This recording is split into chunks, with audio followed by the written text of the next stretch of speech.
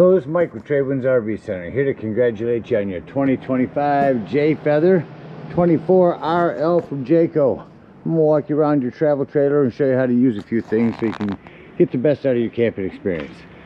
Let's start by talking about arriving at the campsite. A couple things to think about when you're parking. On your campsite, I want you to leave plenty of room for your awning. On your off campsite, of course you're going to leave room for your slide, but I also want you to think about where your power and water connections are going to be. Your power cord is going to be all the way at the rear, the back of the unit, and then your docking station for water at campsites is going to be up here. So park accordingly so you can utilize all the facilities at the campsite and have room for everything. Once we arrive, unhook our hitch. First thing we do is level our unit. Unit comes with a power tongue jack. Night docking light should you arrive at night.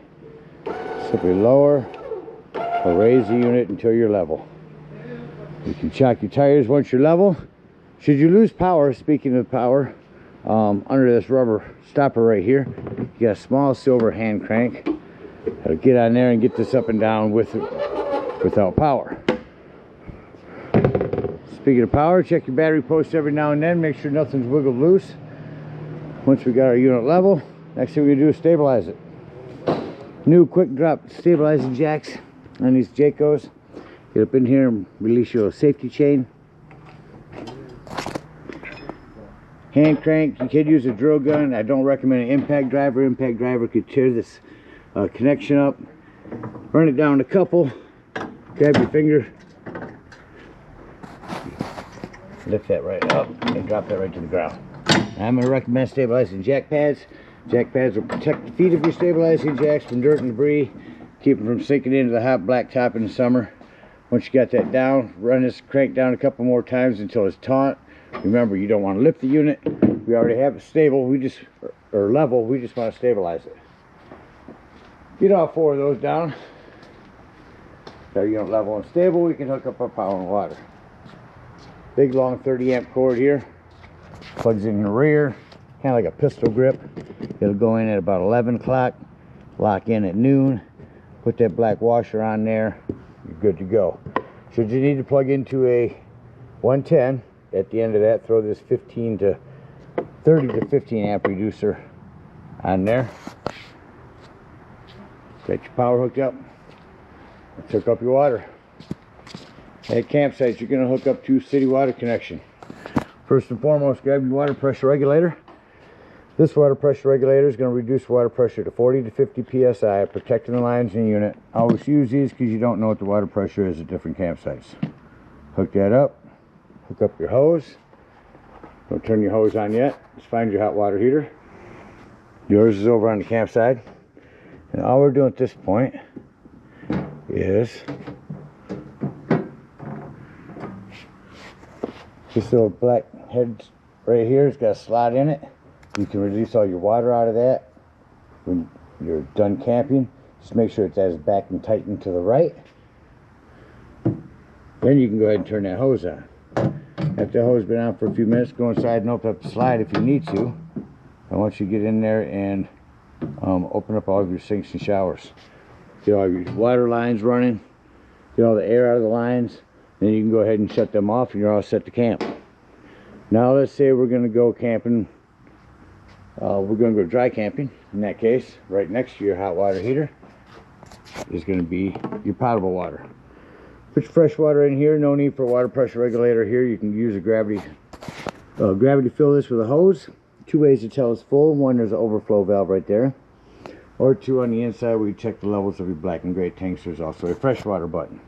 Keep an eye on it when you're filling it. Don't leave it unattended. Once it's full, put this cap back on there. And then whenever you want to utilize that water, you'll turn on your water pump. Don't turn on your water pump and hook to city water. That's already pressurized. You don't need that. Okay, we're all set to camp. We got power and water. Let me walk you around the rest of the unit. Continuing up here in the front again. The propane does have a cover.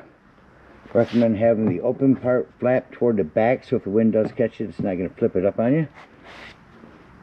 Propane does have regulators on each one now. Lefty loosey to open, shows how full they are. There's a regulator back here. Again, your battery. Come down off camp side. Battery disconnect in here. The way to tell you that you have it disconnected is if you can remove it. And you know that you have it off. Put it on and turn it to the right, and you have it on. One touch lighting, and you pass through storage here. Up here's a black tank flush. We'll talk about that when we dump our black and gray tanks. Again, our city water connection, our low point drains, black and gray tanks again. On your slides, you do want to keep these flexible and pliable over the years. Most important thing on your keeping these slide seals. You got a spray you can spray on them. Apply them several times a year.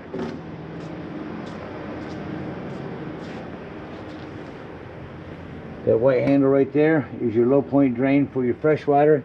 Easier to get to with your slide closed. Over here is where you store your sewage hose. Here's where you plug your cable in at the campsites. Again, our power. You're prepped for a backup camera. And you do have a ladder. Utilize it. Go up there several times a year, every 60 days or so. And check the seams of your roof and caulk as needed with recommended RV roofing caulk. Your awning does have a pitch control. Pull down on the side here. Light rains. That'll go ahead and run it all down to this end if you're camping down there, or the opposite way. Only light rains. Any heavy rains, heavy winds, I highly recommend bringing them in. Save yourself the trouble. They're great for shade. Electric fridge. Lighting out here. Some mount for a TV out on the outside. Put your television on that. Mount that right there. There's a cable of 110 for that.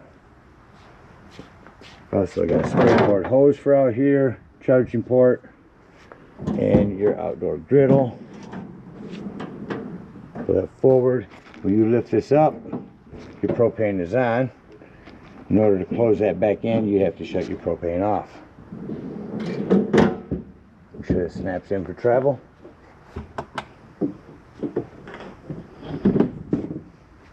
Got a couple outdoor speakers, any event for your hood range indoors. Again, your hot water heater, I left the door off. It's easier to put on with two hands. You'll turn that on here and then adjust this to your temperature. You usually keep it on about max here and then inside adjust it. Potable water again, television, fluid for your furnace. A few things on that. One, make sure it's never blocked.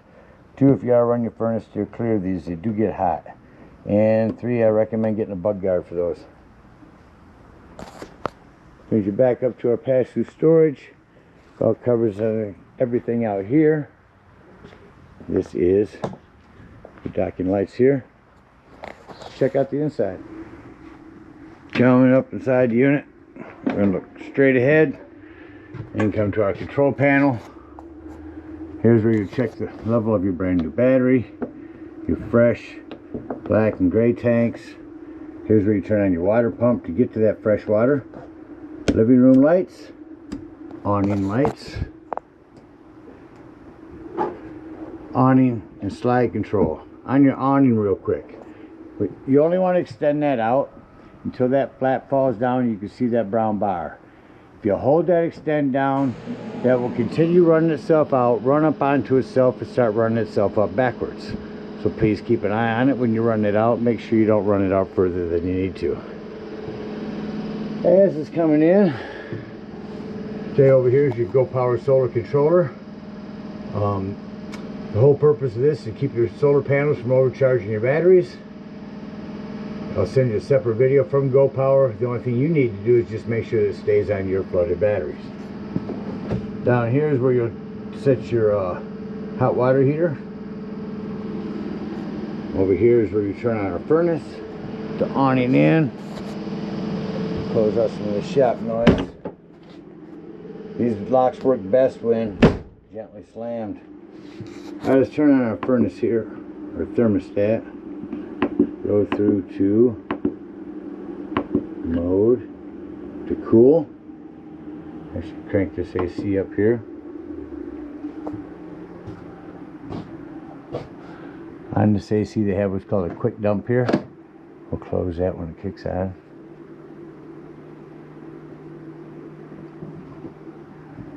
Look at the temperature up. Oh, we have a set to. Alright, we have to set the temperature lower in here than on here than it is in here. There you go. That'll kick it on. Quick dump. If it's hot in the summer, open them up when you turn this on. It cools it off and it's so much quicker. Alright, let's go ahead and go back to mode. Go to off. You see, that'll generally shut off rather quickly.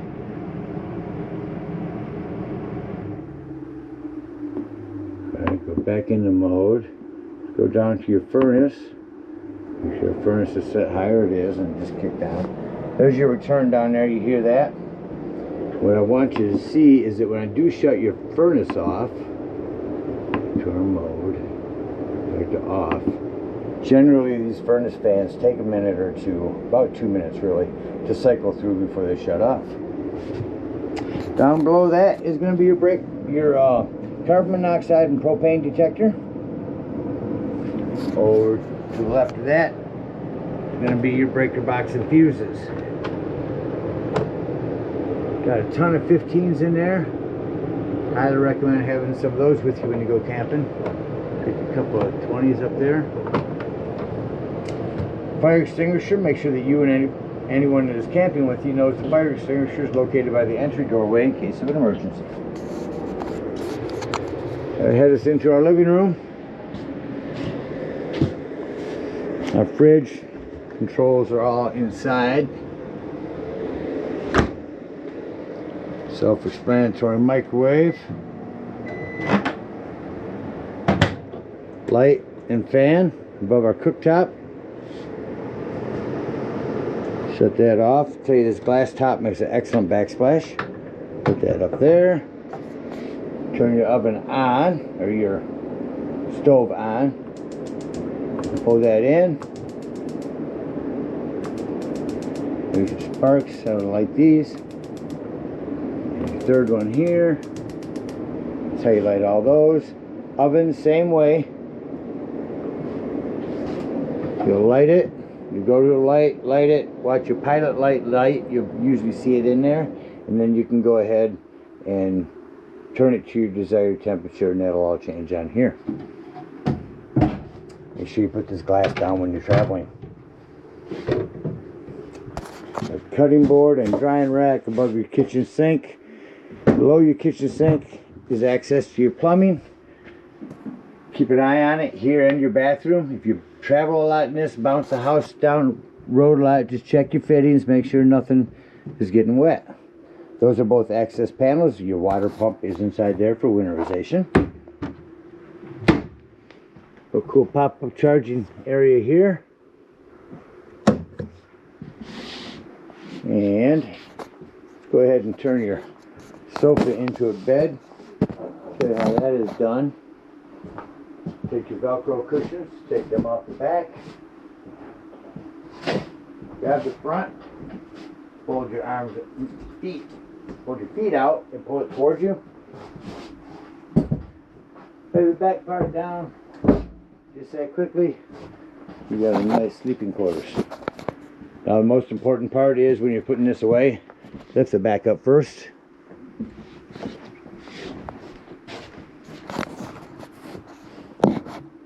Standing in the middle gives you good leverage to fold these in.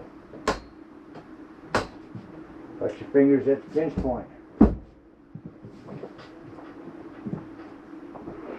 Just that quickly, we're back to a sofa. Behind that sofa is your emergency exit window. Another sleeping quarters if you want. Push this yellow to the right. That'll jackknife this down. Put it on these plastic pieces. Whole another area to sleep in. Put your cushions on top there. Another 110 and charging ports underneath your seat there. Television. The only thing I want to mention on TV is if you're watching TV while you're camping, you're missing the point. No, the only thing I want to mention on TV is when you get to the campsites, run a digital channel scan. Go into the home. Go to the antenna, run a digital channel scan so that you can pick up all the local channels of where you're at. Nice tuning up. There's the feet for it if you ever remove it for that. Up in here is your sound system, AM, FM, Bluetooth.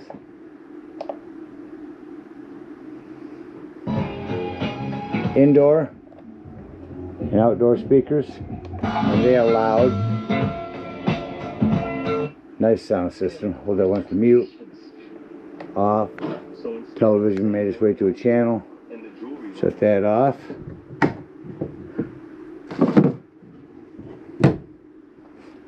Coming back into our bathroom. Oh, one more thing on your TV. Where this cable plugs in, make sure that green light is on. That is your antenna. Alright, coming in the bathroom. When you arrive at the campsite, first and foremost, get in here. Flush that. Put some gallons of water into your toilet so that you have water down into your black tank before putting any waste into it. Very important. Several gallons. Got a couple of spots you want to secure here. This door you want secured closed. 110 with GFCI reset.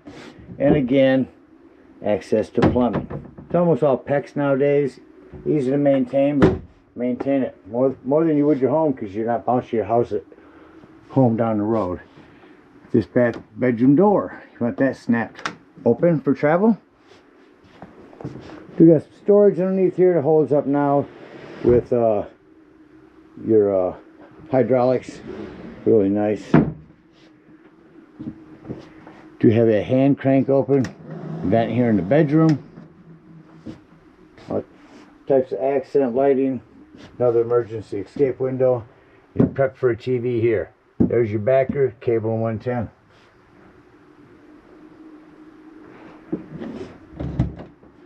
Separate doorway coming back out. I think that about covers everything except this smoke alarm. So let's act like we're getting ready to leave the campsite and close the unit up. There's also a remote for that sound system. So I like to close everything up,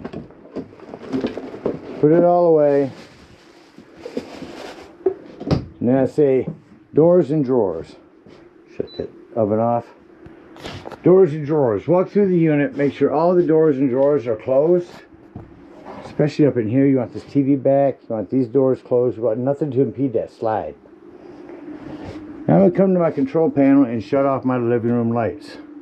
Now I know any other lights that are on are ones that I need to walk through and individually shut off.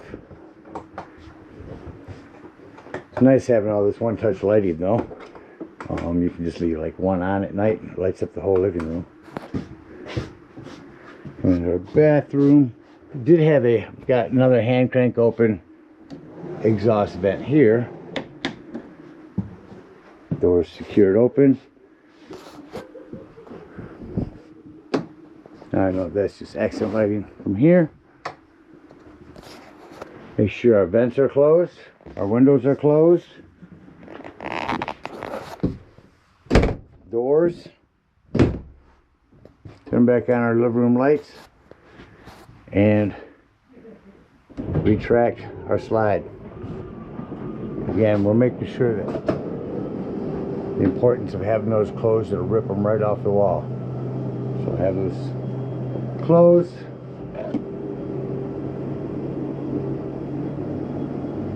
When that slide is all the way in,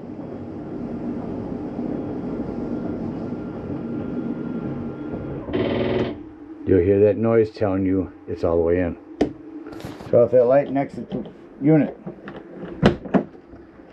Most important thing on these steps is bringing them up or down. Make sure this exterior door is all the way open. Otherwise this will catch on it. When it's coming in, you'll see how close it comes. Feet are also adjustable. See how close that comes there? Let's set that in there. Lock that. It's going to keep it from banging against your screen. Before we leave the dump station, you're going to lock, deadbolt, lift and turn your handle. I say before we leave the dump station because you are going to be in there checking the levels of your tanks. If your porch light was on, that'll be off. Alright, if we are out dry camping, get up underneath your potable water area here. and open up our freshwater drain. Bringing up our stabilizing jacks is just as quick as putting them down. We're going to give it about 2-3 cranks, just enough to loosen up that cotter pin. Lift this right up to the top, lock it back in, put our safety chain back on.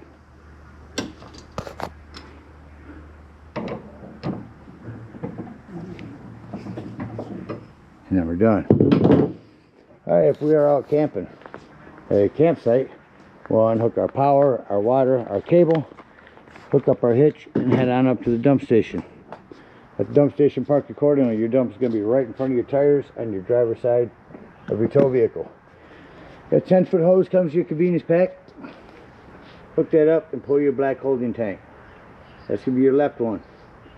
And it sounds like it's no longer draining. Go inside, check the level of your black tank. Shows empty, you're close to it. Come back out here, leave that black handle open. Grab a hose, not your drinking hose, but hose at the dump station, hook up to this tank flush. Again, emphasizing leaving that black handle open. Turn that tank flush and let that run for a little while. Good 5 minutes. It's going to wash a lot more out of your black tank. When that's done, close that. Make sure all that washout water you just put in there has drained. Close your black handle and pour your gray. While my grays are draining, we'll go ahead and dump our low point drains. When that gray is done, close that up. That's going to be cleaner waters, your sinks, your showers. That'll clean this out for you. Then you take it and conveniently and sanitarily store it right back here in your stinky slinky container and head on home. Again, thank you guys so much for your purchase. Hope you enjoy this Jayfeather for many years to come. Happy camping.